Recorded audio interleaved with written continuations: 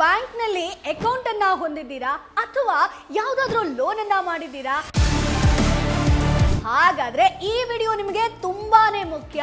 ಯಾಕಂತಂದ್ರೆ 2026ರ ಆರಂಭದಿಂದಲೇ RBI banking ವ್ಯವಸ್ಥೆಯಲ್ಲಿ 6 ದೊಡ್ಡ ಬದಲಾವಣೆಯನ್ನ ತಂದಿರುವಂತದ್ದು.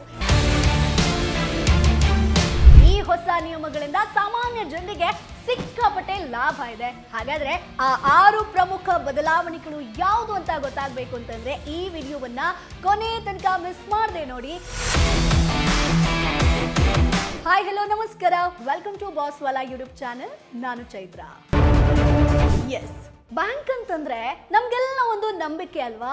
ಆದ್ರೆ ಅದೇ ಬ್ಯಾಂಕ್ ನಲ್ಲಿ ನಮಗೆ ಗೊತ್ತಿಲ್ಲದೆ ಎಷ್ಟೋ ಬಾರಿ ಚಾರ್ಜ್ಗಳು ಕಟ್ ಆಗತ್ತೆ, ಲೋನ್ ತೀರ್ಸೋದಕ್ಕೆ ಹೋದ್ರೆ ದಂಡ ಹಾಕ್ತಾರೆ, ಅಥವಾ ನಮ್ಮದೇ ಹಣ ಸಿಕ್ಕಾಕೊಂಡಾಗ ಬ್ಯಾಂಕ್ ನಮ್ಮನ್ನ ಸುತ್ತಾಡಿಸ್ತಾರೆ ಅಲ್ವಾ? ಆದ್ರೆ ಇನ್ನು ಮುಂದೆ ಬ್ಯಾಂಕ್ಗಳ ಈ ಒಂದು ಆಟ ನಡೆಯಲ್ಲ ಸ್ನೇಹಿತರೆ. 2026ರ ಆರಂಭದಿಂದ ಭಾರತೀಯ ರಿಸರ್ವ್ ಬ್ಯಾಂಕ್ ಗ್ರಾಹಕರಿಗಾಗಿ ಅತ್ಯಂತ ಕ್ರಾಂತಿಕಾರಿ ಅಂತ ಹೇಳ್ಬೋದು 6 ಬದಲಾವಣೆಯನ್ನ ತಂದಿದೆ. ಇದು ನಿಮ್ಮ ಜೇಬಿನ ಮೇಲಿನ ಹೊರೆಯನ್ನ ಇಳಿಸೋದು ಅಷ್ಟೇ ಅಲ್ಲ, ಬ್ಯಾಂಕ್ ಅಧಿಕಾರಿಗಳು ನಿಮಗೆ ಸರಿಯಾದ ಸೇವೆ ನೀಡುವಂತೆ ಮಾಡಿದೆ ಸ್ನೇಹಿತರೆ. ಸೊ ಈ ವಿಡಿಯೋನ ನೀವು ಮಿಸ್ ಮಾಡದೆ ನೋಡಿದ್ರೆ ನಿಮ್ಮ ಹಣವನ್ನ ನೀವು ಯಾವ ರೀತಿಯಾಗಿ ಉಳಿಸಬಹುದು ಅನ್ನೋದು ನಿಮಗೆ ಅರ್ಥ ಆಗುತ್ತೆ. ಸೊ ಬನ್ನಿ, ಕಂಪ್ಲೀಟ್ ಆಗಿ ನಿಮಗೆ ಡಿಟೇಲ್ ಆಗಿ ತಿಳಿಸ್ತಾ ಹೋಗ್ತೀನಿ ಏನೇನು ಬದಲಾವಣೆ ಆಗಿದೆ ಅಂತ. ಪ್ರತಿಯೊಬ್ಬ ನಾಗರಿಕರಿಗೂ ಕೂಡ ಈ ಒಂದು ಮಾಹಿತಿ ಗೊತ್ತಿರಬೇಕು ಸ್ನೇಹಿತರೆ. ಸೊ ಸ್ನೇಹಿತರೆ, ಈಗ ಮೊದಲನೇ ನಿಯಮದ ಬಗ್ಗೆ ಹೇಳೋದಾದ್ರೆ, ವಾರಕ್ಕೊಮ್ಮೆ ಕ್ರೆಡಿಟ್ ಸ್ಕೋರ್ ಅಪ್ಡೇಟ್ ಆಗುವಂಥದ್ದು. ಅಂದ್ರೆ ನಾವು ಸಿಬಿಲ್ ಸ್ಕೋರು, ಕ್ರೆಡಿಟ್ ಸ್ಕೋರ್ ಅಂತ ಹೇಳ್ತೀವಲ್ವಾ.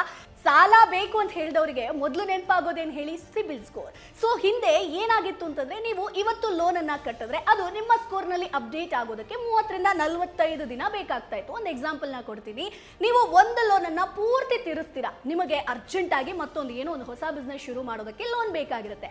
ಆದ್ರೆ ಹಳೇ ಸಾಲ ಇನ್ನೂ ಕ್ಲೋಸ್ ಆಗಿಲ್ಲ ಅಂತ ಸಿಬಿಲ್ ನಲ್ಲಿ ತೋರಿಸ್ತಾ ಇರುತ್ತೆ. ಇದರಿಂದ ನಿಮಗೆ ಏನಾಗುತ್ತೆ? ಹೊಸ ಲೋನ್ ಬೇಕು ಅಂತಂದ್ರೂ ಕೂಡ ಸಿಗಲ್ಲ. ಆದ್ರೆ ಇನ್ನು ಮುಂದೆ ಬ್ಯಾಂಕ್ಗಳು ಪ್ರತಿ ವಾರ ಅಂದ್ರೆ ತಿಂಗಳಿಗೆ 4 ಬಾರಿ ಮಾಹಿತಿಯನ್ನ ಕ್ರೆಡಿಟ್ ಕಂಪನಿಗಳಿಗೆ ಕೊಡಬೇಕು. ತಿಂಗಳಿಗೆ 4 ಬಾರಿ ಅಂತಂದ್ರೆ 7, 14, 21, 28ನೇ ತಾರೀಕು ಬ್ಯಾಂಕ್ಗಳು ನಿಮ್ಮ ಮಾಹಿತಿಯನ್ನ ಅಪ್ಡೇಟ್ ಮಾಡಲೇಬೇಕು. ಇದರಿಂದ ನೀವು ಎಮರ್ಜೆನ್ಸಿ ಲೋನ್ ಬೇಕು ಅಂತಂದಾಗ ಕಾಯುವಂತ ಅವಶ್ಯಕತೆ ಇರೋದಿಲ್ಲ. ಇದು ಮೊದಲನೇ ಒಂದು ಮೇಜರ್ ಅಪ್ಡೇಟ್ ಆಗಿರುತ್ತೆ. ಇನ್ನು ಸ್ನೇಹಿತರೆ, ಎರಡನೇ ನಿಯಮದ ಬಗ್ಗೆ ನೋಡೋದಾದ್ರೆ, ಲೋನ್ ಕ್ಲೋಸ್ ಮಾಡಿದ್ರೆ ದಂಡ ಇಲ್ಲ.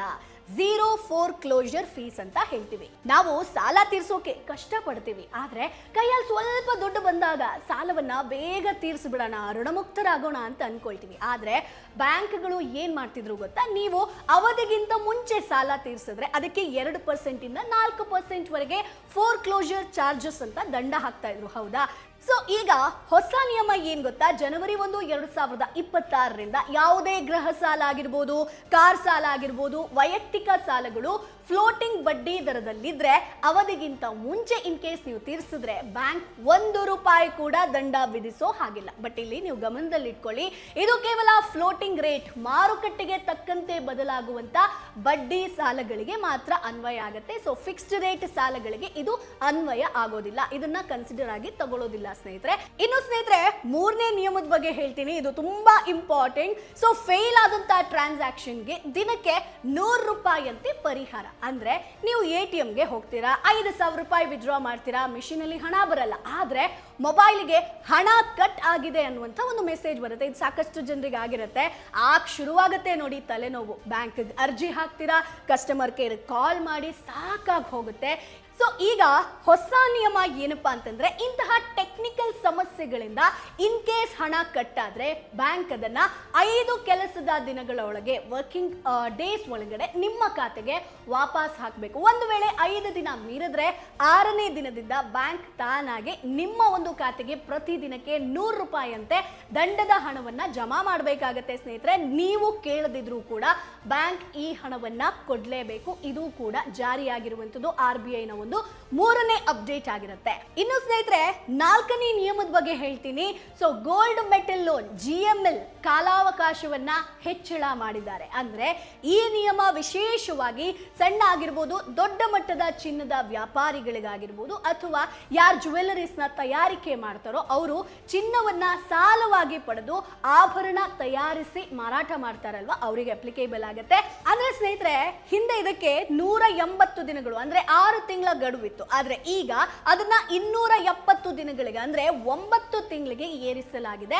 ಸೊ ಇದರಿಂದ ಆಭರಣ ತಯಾರಿಕೆಗೆ ಹಣಕಾಸಿನ ಹೊಂದಾಣಿಕೆ ಮಾಡ್ಕೊಳ್ಳೋದಕ್ಕೆ ಹೆಚ್ಚಿನ ಸಮಯ ಸಿಗುತ್ತೆ. ಇದು ಮಾರುಕಟ್ಟೆಯಲ್ಲಿ ಚಿನ್ನದ ಆಭರಣಗಳ ಬೆಲೆ ಸ್ಥಿರವಾಗಿರೋದಕ್ಕೂ ಕೂಡ ಪರೋಕ್ಷವಾಗಿ ಇಂಡೈರೆಕ್ಟ್ ಆಗಿ ಸಹಾಯ ಮಾಡುತ್ತೆ ಅಂತಾನೆ ಹೇಳ್ಬೋದು. ಸೊ ಇದು 4ನೇ ಅಪ್ಡೇಟ್ ಆಗಿರುತ್ತೆ. ಇನ್ನು 5ನೇ ಅಪ್ಡೇಟ್ ಬಗ್ಗೆ ಹೇಳ್ತಾ ಹೋಗ್ತೀನಿ. ಒಬ್ಬ ಅಕೌಂಟ್ ಹೋಲ್ಡರ್ಗೆ 4 ನಾಮಿನಿಗಳು. ಇಲ್ಲಿವರೆಗೆ ಸಾಮಾನ್ಯವಾಗಿ ಒಂದು ಅಕೌಂಟ್ ಓಪನ್ ಮಾಡುವಾಗ ಒಬ್ಬರನ್ನ ಮಾತ್ರ ನಾಮಿನಿ ಮಾಡ್ತಿದ್ವಿ, ಹೌದಾ? ಆದ್ರೆ ಮನೆಯ ಯಜಮಾನ ಇನ್ ಕೇಸ್ ತೀರ್ಕೊಂಡಾಗ ಬ್ಯಾಂಕ್ ಖಾತೆಯಲ್ಲಿರೋ ಹಣ ತೆಗಿಬೇಕು ಅಂತಂದ್ರೆ ಫ್ಯಾಮಿಲಿಯವರು ಕೋರ್ಟು ಕಚೇರಿ ಅಂತ ಅಲ್ಲಿಯೋ ಪರಿಸ್ಥಿತಿ ಇತ್ತು. ಯಾಕಂತಂದ್ರೆ ಒಬ್ಬ ನಾಮಿನಿ ಮಾತ್ರ ಇದ್ದಿದ್ದು. ಸೊ ಹಾಗಿದ್ದಾಗ ಈಗಿನ ಒಂದು ಹೊಸ ಸೌಲಭ್ಯ ಏನು ಅಂತಂದ್ರೆ ಇನ್ಮುಂದೆ ನೀವು ನಿಮ್ಮ ಸಿಂಗಲ್ ಅಕೌಂಟ್ ಅಥವಾ ಲಾಕರ್ಗೆ ಒಟ್ಟು 4 ಜನರನ್ನ ನಾಮಿನಿ ಮಾಡಬಹುದು. ಯಾರಿಗೆ ಎಷ್ಟು % ಹಣ ಹೋಗಬೇಕು ಅನ್ನೋದನ್ನ ಇಲ್ಲಿ ನೀವೇ ಡಿಸೈಡ್ ಮಾಡ್ಕೊಳ್ಬಹುದು. ಒಂದು ಎಕ್ಸಾಂಪಲ್ ನ ಕೊಡ್ತೀನಿ. ಹೆಂಡತಿಗೆ 50%, ಮಕ್ಕಳಿಗೆ ತಲಾ 25%. ಹೀಗೆ ಇದರಿಂದ ಭವಿಷ್ಯದಲ್ಲಿ ಆಸ್ತಿ ಹಂಚಿಕೆ ವಿವಾದಗಳು ಇರೋದಿಲ್ಲ ಸ್ನೇಹಿತರೆ. ಜೊತೆಗೆ ನಾಮಿನಿ ವಿಚಾರ ಅಂತ ಬಂದಾಗ್ಲೂ ಕೂಡ ಇಲ್ಲಿ 4 ಜನರ ನಾಮಿನಿ ನಾವು ಮಾಡಿರ್ತೀವಿ. ಇನ್ನು ಸ್ನೇಹಿತರೆ ಕೊನೆಯ ಅಪ್ಡೇಟ್ ಬಗ್ಗೆ ತಿಳಿಸ್ಕೊಡ್ತೀನಿ. ಇದು ತುಂಬಾ ಇಂಟ್ರೆಸ್ಟಿಂಗ್ ಆಗಿರುವಂತ ರೂಲ್ ಸ್ನೇಹಿತರೆ. ಸಿಬಿಲ್ ಸ್ಕೋರ್ ಚೆನ್ನಾಗಿದ್ರೆ ಬಡ್ಡಿಯನ್ನ ಕಡಿಮೆ ಮಾಡಿಸಬಹುದು. ಹೌದು, ನೀವು 3 ವರ್ಷದ ಹಿಂದೆ ಲೋನ್ ತಗೊಂಡಾಗ ನಿಮ್ಮ ಒಂದು ಸಿಬಿಲ್ ಸ್ಕೋರ್ 700 ಇತ್ತು ಅಂತ ಅನ್ಕೊಳ್ಳಿ. ಆಗ ಬ್ಯಾಂಕ್ ನಿಮಗೆ 10% ಬಡ್ಡಿ ವಿಧಿಸಿರುತ್ತೆ.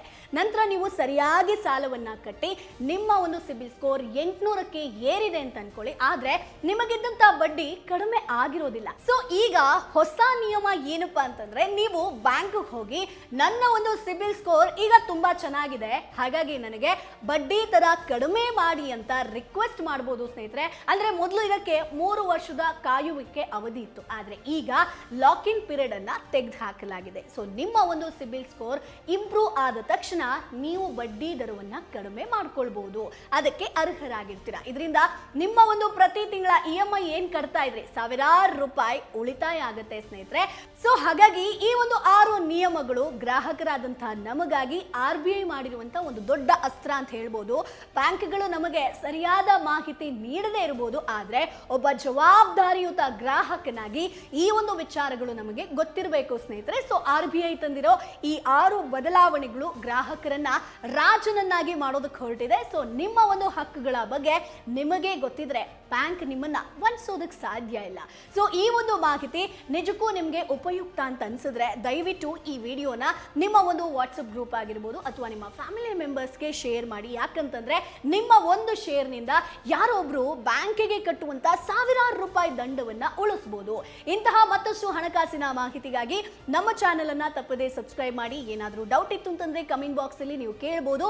ಮುಂದಿನ ವಿಡಿಯೋದಲ್ಲಿ ಮತ್ತಷ್ಟು ಮಾಹಿತಿ ಜೊತೆ ನಾನು ಮುಂದೆ ಹಾಜರಿರ್ತೀನಿ. ಅಲ್ಲಿವರೆಗೂ tata bye bye. Boss Wala, be the boss.